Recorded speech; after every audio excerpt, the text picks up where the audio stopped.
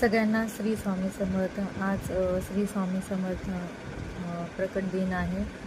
तर तुमची पूजा वगैरे तर सगळ्यांची झालीच असणार आहे आणि होईल तेवढं शक्य तुम्ही त्यांचं नामस्मरण करा. कोणाला जमत असेल तुम्ही केंद्रात जा, मठामध्ये जाऊन या. आणि ज्यांच्याकडे लहान मुलं आहेत त्यांना काही करता येत नसेल तर त्यांनी निदान स्वामींचं नामस्मरण केलं तरी चालतं, कारण की नामस्मरण करण्यातही तुमची खूप मोठी भक्ती आहे. आणि मलाही जमल तसं मी करते. शक्यतो मी नेहमीच नामस्मरण करते, कारण मला मुलांमुळे नाही काय वाचता येत ना काही करता येत. मी गेले तर कधी आपलं केंद्रा वगैरेच जाते. पण हां, स्वामींचं नामस्मरण मी मात्र नेहमी करत असते.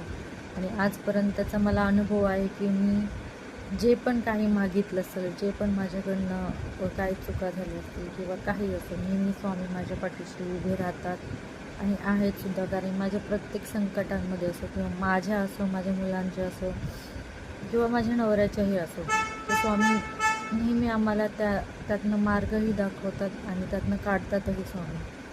त्यामुळे मी नेहमीच स्वामींचं नामस्मरण करत असते. आणि मला स्वामींकडे एकच प्रार्थना आहे की स्वामी, आजपर्यंत तुम्ही जशी मला साथ दिली आहे, इथून पुढंही तुम्ही मला तशीच साथ द्या. माझ्या मुलांवर तुमची कृपा असू द्या.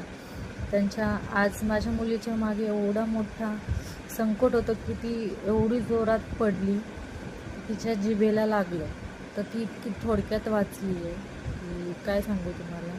पण चला, स्वामी माझ्या पाठीशी आहे, आईवडिलांचा आशीर्वाद माझ्या पाठीशी आहे, सासू सासऱ्यांचा सुद्धा आहे.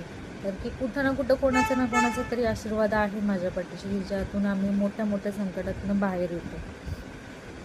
तसं मी तुम्हालाही सांगते की तुम्ही नाही काय करता आलं ना तुम्हाला, तर निदान स्वामींचं नामस्मरण करत जावा.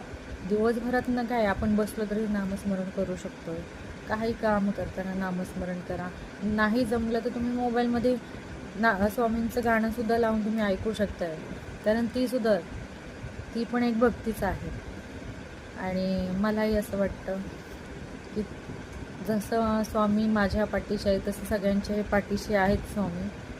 आणि असंच नेहमी पाठीशी राहा. श्री स्वामी समर्थ.